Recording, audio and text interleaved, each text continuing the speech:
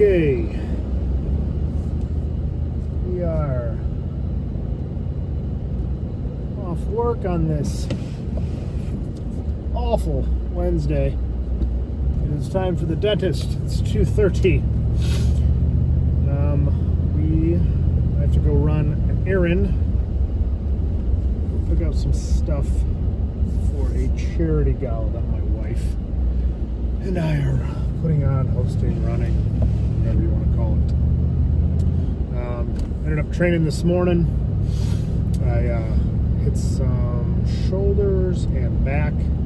Nothing too crazy, didn't record. One of those mornings where I just didn't really want to get out of bed. Me and my wife trained a little bit later than normal last night with the babysitter there, so we didn't train till we trained from about 6 to 7.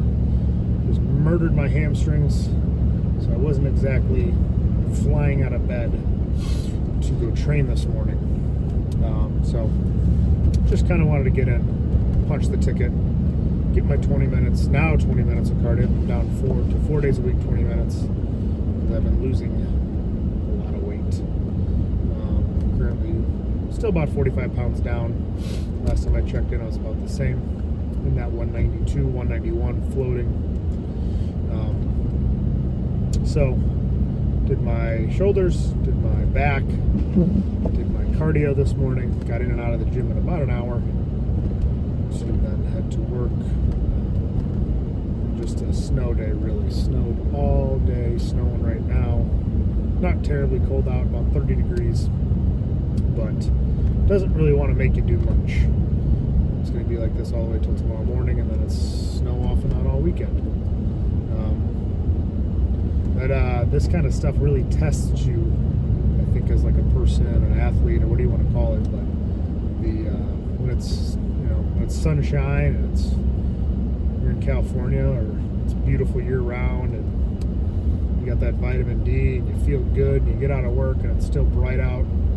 Us in Illinois, you get out of work, basically by the time I get home, half the time it's dark out. You wake up, it's dark out. Only light is when you're working, which is fun. Gets kind of, everybody gets that, winter blues. That'll really test you. I haven't really had too many issues with it. I'm used to it now. Been in the Midwest for coming up 32 years, so it doesn't really bother me. I would prefer some sunshine and some warm weather and be able to drive my cool Lincoln around, but it's just part of the season. But this is, like I said, what kind of tests you. You train hard the night before. You don't want to get out of bed. It's warm. Your wife's, in your arms or next to you. And you're like, man, maybe I'll just push this workout off. Or, I shouldn't work late today. I'll probably do it later, and it shouldn't be a big deal. And I kind of shake all that off relatively quickly. Not that I don't want to be just laying in my bed. Today was one of those days where that would have been all right. But I get I usually beat myself up later if I don't do something when I said I was going to do it. That's huge for me. Do what you say what you do. You say you're going to be there at 5, be at the gym at 4, be at the gym at fucking 4. If I say I'm going to get up early and train, I get the fuck up early and train. I'm only lying to myself, which to me is almost worse than lying to others. So I've always done what I say and say what I do. I always try to show up, be the best version of myself while I'm there, kick ass, do what I have to do. Too many people are flaky. I get those people the fuck out of my life. People that don't show up on time, don't show up at all, ignore the calls, whatever, right? I got a 0% tolerance for any of that shit. You start things without people. You said you're going to be somewhere at a certain time and you're not, well, I move on.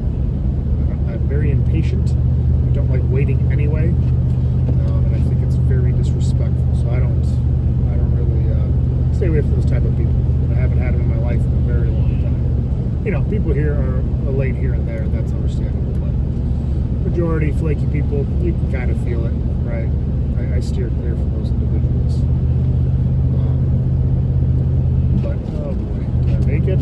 I guess I'm just going through this one. That was a little bit of a stale red. Yep, I definitely blew the shit out of that red light. But this 02 DeVille doesn't really stop on a dime.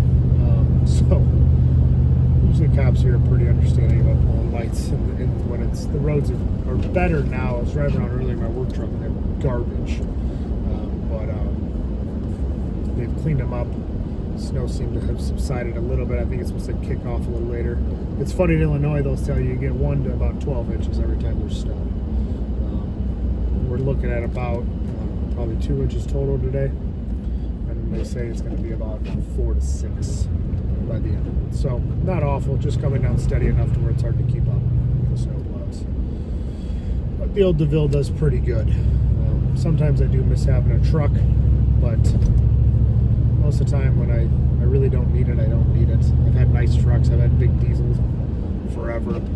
Just recently, the past couple years, I'm just tired of, driving an $80,000, $60,000 truck.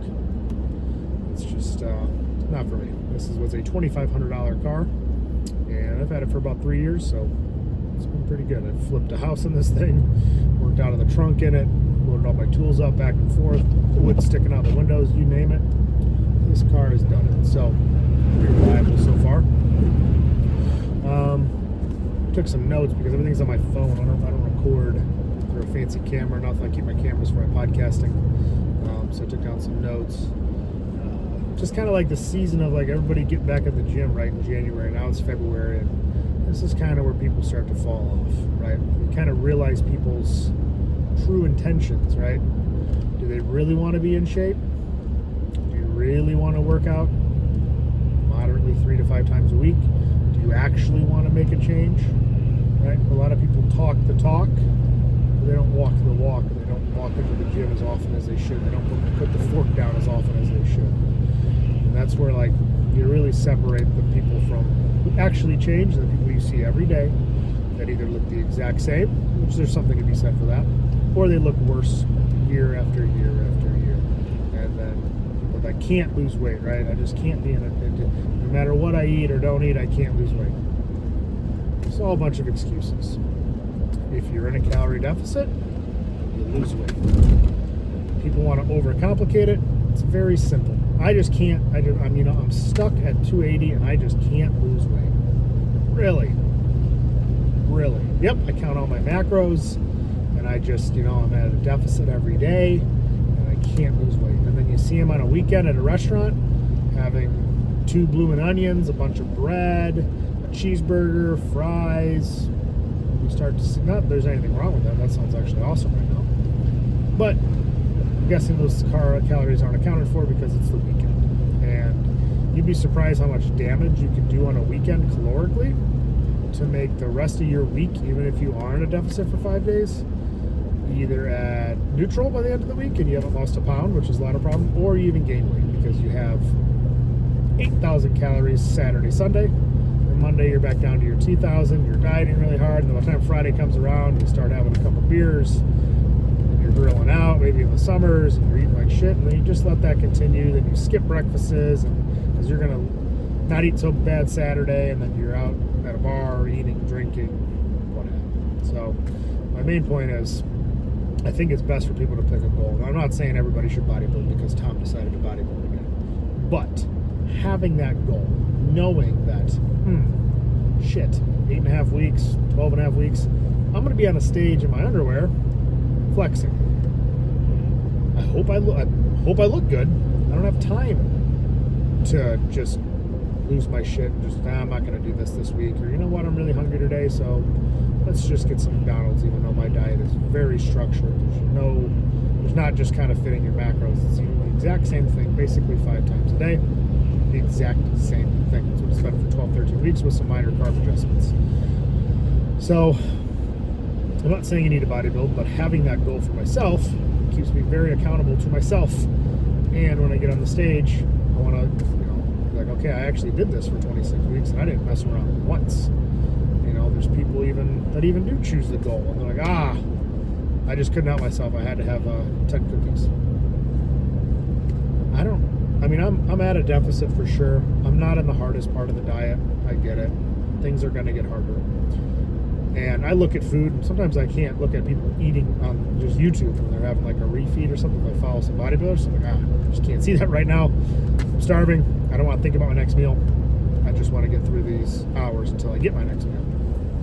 So I get wanting the food, but actually breaking and eating and gorging yourself, I just don't really, I can't really wrap my head around it when there's a goal at the end of this, right? Whether it's just to be a certain body weight, or for me to step on a stage, or for someone to look good in summer. Like, in the back of my head, even if it was just to look good for summer and I just wanted to gorge myself, I'll have that feeling of I'm failing myself. Not going to look as good as I could have. Did that food actually satisfy me? Maybe in the seconds that I'm eating it, and that time, it felt good. But I guarantee an hour after, I'm like, yes, really glad I cleared that plate of cookies. The only time where never actually felt good when I was bulking was I could literally eat whatever I wanted, and I did for months, as you can see from some of my before and afters on Instagram. Did a really good job of eating whatever I wanted. Went with the Lee Priest method, just fucking eat. And, you know, I dug myself a real big hole that I had to get out of. Now, granted, did I do it pretty quick in 12 weeks, getting in way better shape? Yes. Should I have to prep for 26, 28 weeks, whatever this ends up being? 13 weeks in? Yeah, 26, call it 26 week prep. No, I should be able to get in shape within 20 weeks, 16 weeks for a show going forward after this. It shouldn't have to be a 6-month prep and a 6-month commitment because I dug myself such a hole to begin with, right? So that's where, like, even in the dirty bulking call, it was not counterintuitive to my goals. I thought it was going to be training-wise, help me lift more, maybe lessen my chance of injury. Well, that didn't happen. Tore my quad, tore my shoulder. My quad's been great, shoulder's still giving me issues. So, really kind of fucked things up there, just because I thought I was going to have a big bench at the end of the year. Didn't happen either. So, yeah, it's just like, people always go, they have to have a cheat meal, right, if they're dieting. You had a cheat life. You cheated for months, years.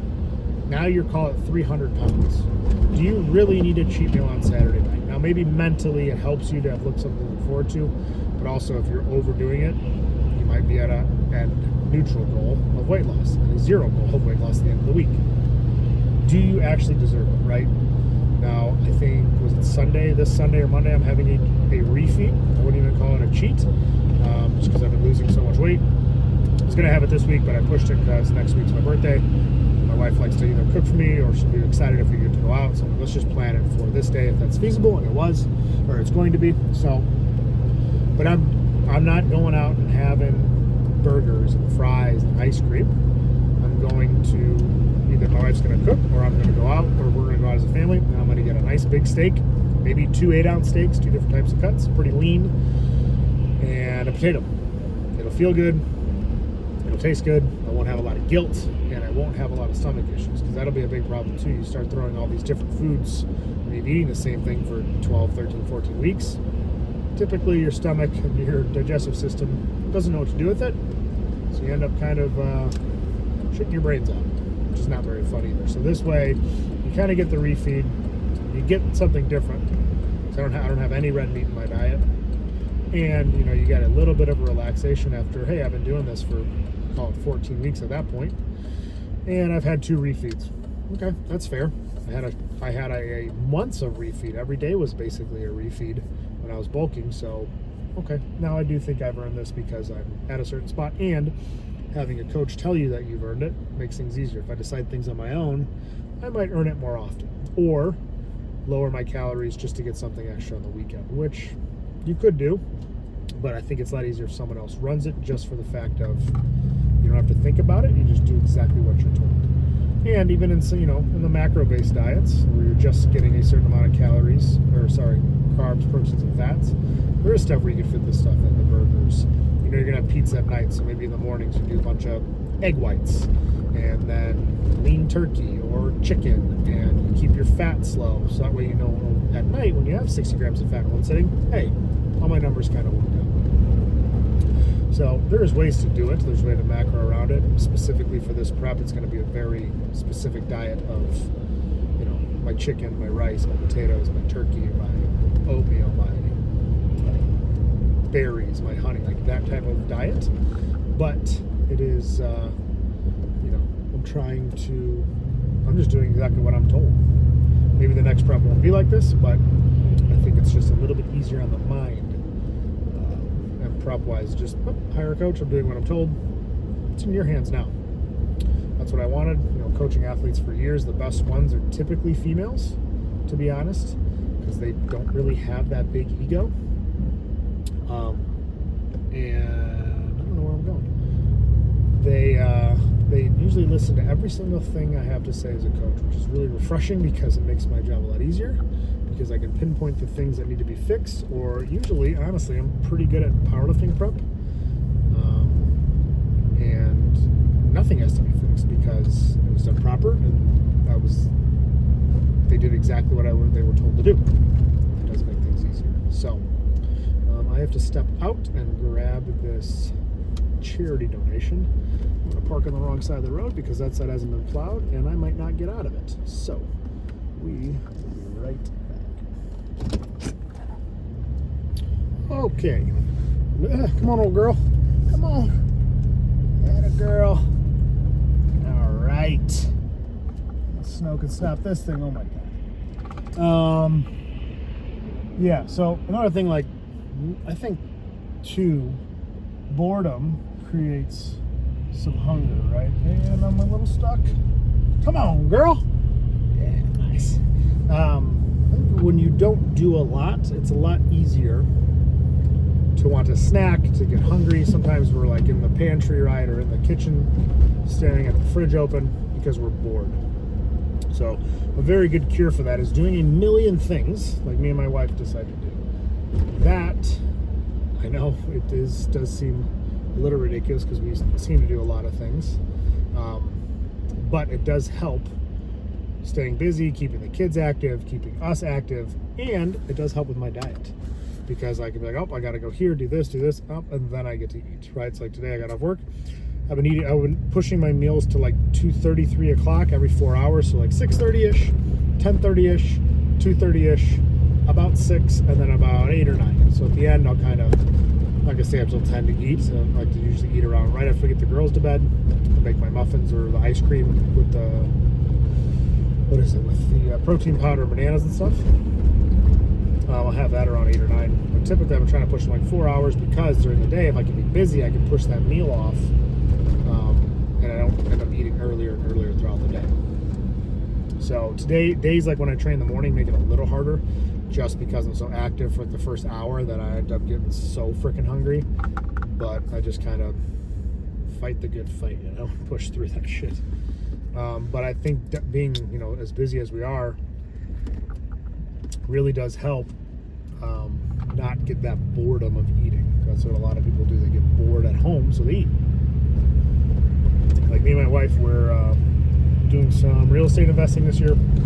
We're in a good position right now to buy another property, so we are currently under contract for a house, a 2-unit place that has a ton of work to do to it. It's not just a simple buy and get management in there and get rent, or get it managed and get tenants in there, and kind of sit back, so to say. This one will be probably, hopefully, like I said, things could change. The contract could get pulled within 5 days, and they get a different offer and all this shit. But earnest money's in. It's been 3 days since the contract's been signed, so it's a good chance that this will go through.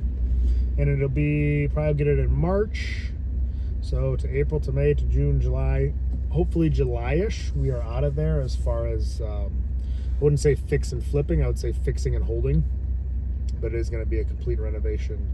It'll be 2 new kitchens, 2 new bathrooms, all new paint, new flooring, new HVAC, new water heater, removing old plumbing, putting in new plumbing, flipping bathrooms, moving plumbing, fixing up the garage, redoing the porch. It's, you name it, besides basically tearing down the drywall and putting in new drywall, we are basically doing everything new into this house. Now, it's going to be gorgeous when we're done. I got no doubt about that. My wife has a really good vision for this stuff, with cabinets and quartz countertops and what the porch should look like, and it'll look good. We're working with a GC this time to expedite the process, and hopefully get it renters in summer, end of summer, and then get the money back out of it and keep going. So, but it did cross my mind because we were up on another property as well that would require a couple weeks worth of work, just like painting and freshening up, maybe some flooring. And we can kind of sit back, have it managed, just basically invest the money, not a lot of time, and collect rent. But we wanted a little bit more of a challenge. My wife was itching for one for sure, probably more than me, but just knowing how the before and after is going to look is really exciting. Like I said, if this property goes through, it's looking like it should, but things happen. Yeah, even part of me is like, man, I got to do this diet. I got 8 and 12 weeks left, basically 12 and a half weeks left, call it, to the last show. I'm going to be doing this whole diet while I'm gutting a house to get it ready for. It's like, man, I don't know if I'm gonna have the brain power or the energy to do this. And again, it's just all about prioritizing, scheduling.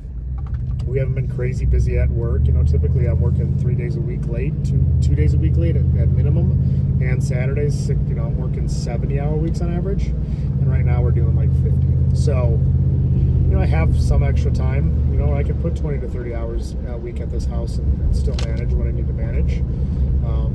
And hiring a GC and having him do the kitchen remodel and the bathrooms will definitely free up some of our time to do, focus on, the landscaping, the front porch, lighting, the fixtures. Maybe we'll take over the painting instead of hiring out if we have the time, like that kind of stuff. But yeah, it definitely did cross my mind not doing it just because of where I was at in my diet. But I'm also not going to let's face it, a bodybuilding show that is only going to take money from me.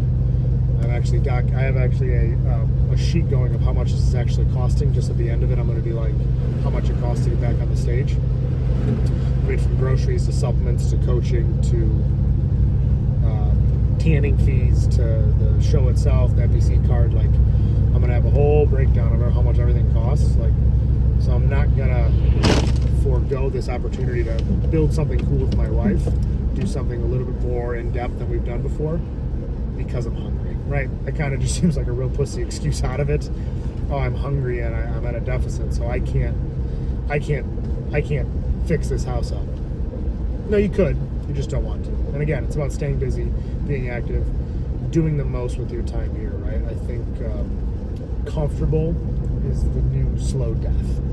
You live in comfort, you get home. If I went home every day at 2:30, 3 o'clock, didn't work out, didn't do much with my kids, sat on the couch, drank beer, watched sports, I'd probably be really unfulfilled. And that's what it's kind of being about, is being fulfilled. And again, leading, call it the next generation. Me and my kids show them, okay, this is why you've been a part of these they've been a part of house turnovers before. I'll call it a hard turnover on our last neighborhood house, or the last two really. The one needed a lot of work, which we did in about 10 weeks, and the other one that was about a 2 or 3 week, just after the renters just destroyed it. But they've been a part of it, as they've been 4, 5, 6, and now again as they're 6 and 7, and we're going to be 8 probably during the middle of it.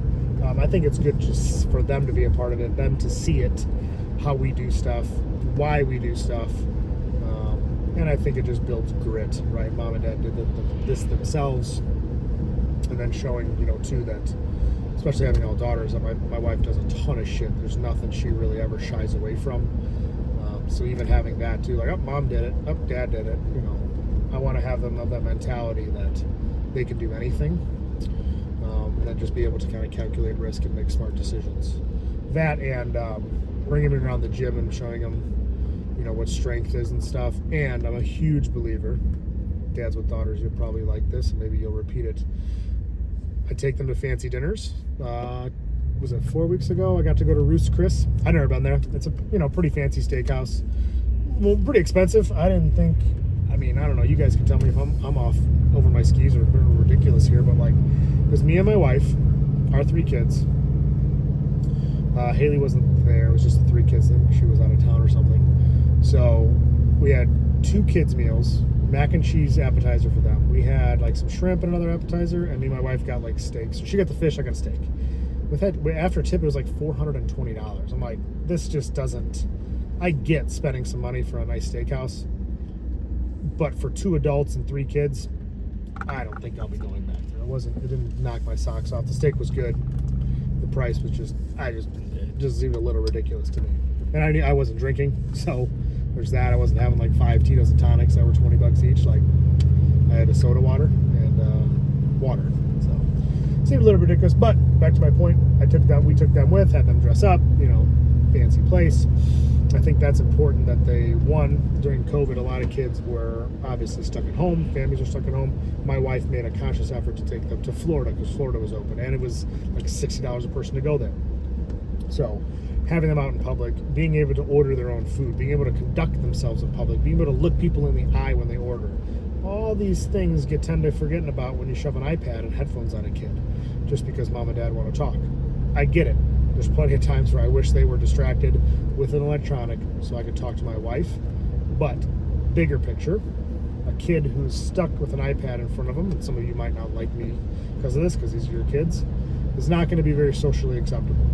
They're not going to know how to order. I've seen kids that are 15, 16, that their mom still orders them chicken fingers. And, oh, mom, I didn't get ketchup. Ask them for ketchup. I have a hard time talking to people. So I'm going to make sure that's not my daughters. At 5 years old, they can look a waitress in the face, ask them for something nicely. And if they didn't get something, you have to talk to the waitress again. I'm not your waiter. Why are you asking me? I say that all the time. Probably a little bit more ruder than I should, if I'm being honest, but they need to know that it's very serious and they know how to do these things. And being around a gym environment, showing them strength, showing them, taking some risk and buying houses and working on them, hoping it's going to work out right, and taking them to nice restaurants, making them order their own foods, conduct themselves in public. Because when they're 16 and some bro, Chad, wants to take them out in his crappy car to Applebee's, bragging about his 135 bench when he asks her to split the bill, she'll know, perhaps, this guy is not for me. So that is the big picture here, is showing them all these things so that when they're older, and guys are all, let's face it, assholes, and they want one thing, and I'm very aware that what that's going to be with my kids, that they'll be able to see right through Chad, Brad, Thad's bullshit, and understand what a gentleman is, and that they were raised with a little bit higher quality taste. Now, we're not the Kardashians. I make fun of my kids, call them the Calistasians all the time. But I think a little bit of that, being in the gym, being around nice restaurants, being socially acceptable, will go a far way 10 years from now when a D-bag asks them to split the bill. So, a couple of my personal thoughts on that. But that's enough rambling for today. Not a lot of workout footage or all, because like I said, I wanted to check that off today and just get it done. I didn't really want to record. I just wanted to work out. But we will train some shoulders. I think shoulders again tomorrow. Maybe shoulders and some arms. Maybe I'll get some recordings of that. But just want to get on here, get some content out to you guys. I'm sure if it's a lot of dads watching with daughters, you're going to agree with a lot of things I've said. And if you shove an iPad in your kid's face at dinner, you probably will stop following me. That's okay. It's all right to have different opinions. If you don't like it, see ya. We are, like I said, about 8.5 and 12.5 weeks out, I believe. So crunch time, getting closer and closer to D-Day. Excited, feeling lean, getting leaner by the week, and excited to jump on stage. So until next time, thanks for following.